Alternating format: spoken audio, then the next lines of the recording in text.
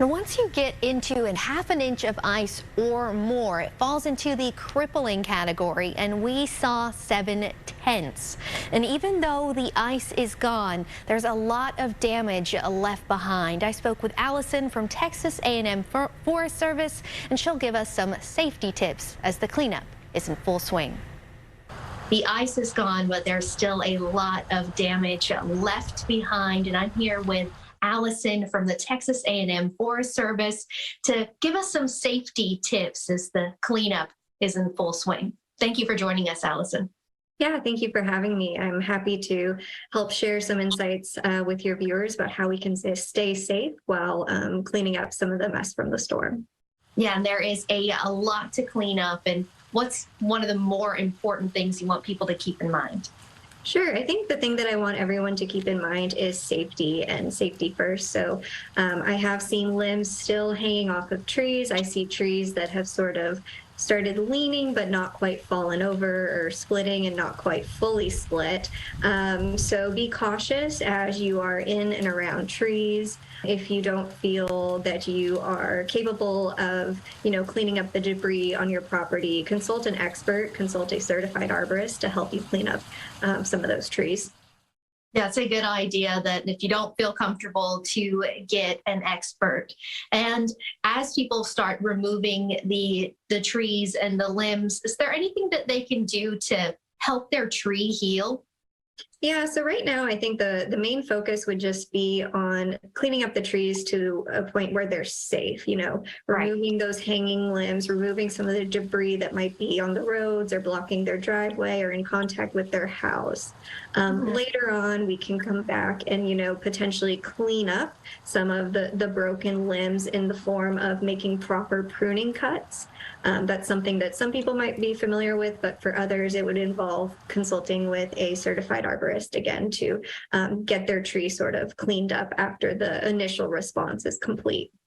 And there's just branches everywhere. One of the things that I noticed is there's a lot of trees that still had leaves that completely snapped. And I'm kind of thinking maybe that's just more surface area and it's more ice collecting on the tips, easier to snap. Did you notice that as well? Yeah, so I've seen specifically with our live oaks, that's one of the main trees we see right now that still have their leaves. That's why we call them live oaks, because they still have leaves when most others don't. And certainly those leaves could add additional weight onto the limbs. And so I have seen a lot of breakage and failures amongst live oaks.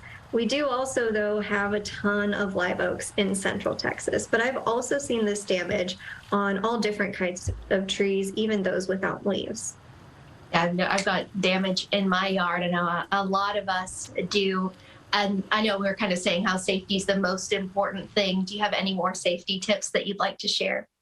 Yeah, certainly. So not only being aware of like the tree falling or falling limbs, but other thing we want to be aware of are electrical conductors, those utility lines. If your limbs or trees have fallen on those, please stay away from them. Do not attempt to clear that debris. Let the professional line clear teams come in and fix that up.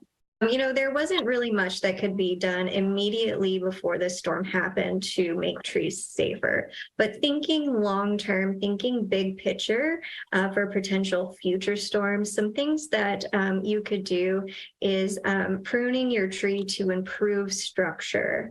This is things like pruning to select limbs that are strongly attached, keeping those on and removing the weakly attached ones.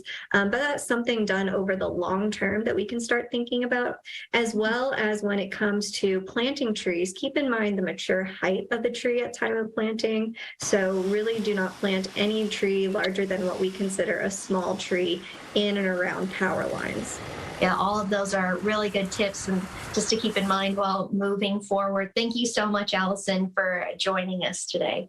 Yeah, no problem. Thank you for having me.